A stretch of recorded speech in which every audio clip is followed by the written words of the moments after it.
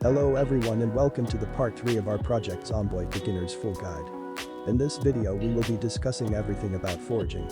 So in build 4160 the foraging system changed into the search mode which confused a lot of players.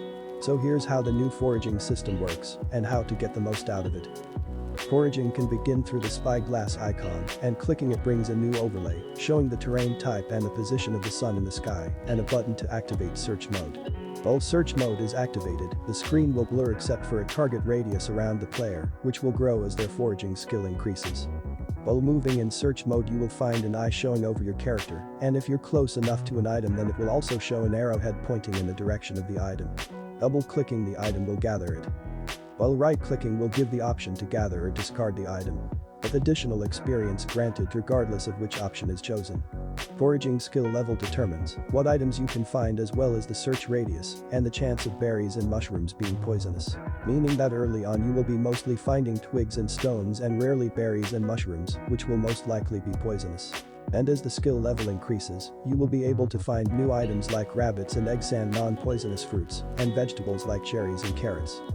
Identifying berries and mushrooms. There are two ways to be able to identify poisonous berries and mushrooms. The first is by having level 7 cooking or a high foraging skill. And the second is by having the herbalist trait or the herbalist magazine with no skill level required.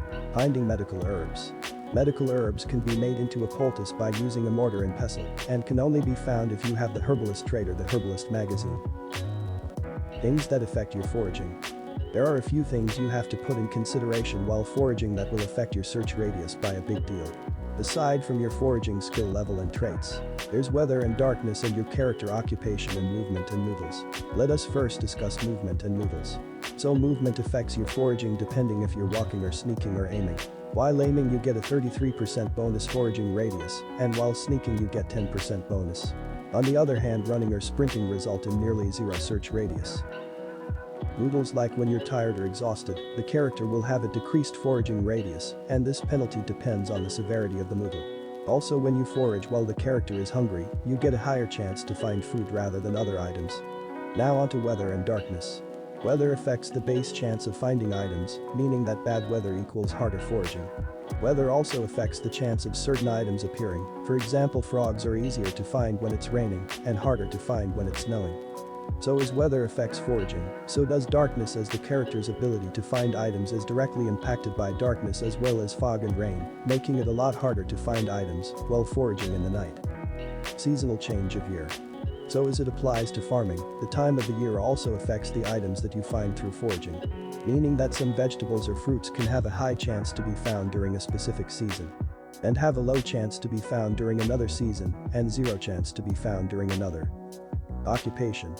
Occupations affect your foraging in different ways, meaning that some occupations will have higher tolerance to bad weather and darkness, while other occupations will have a higher chance at finding certain items.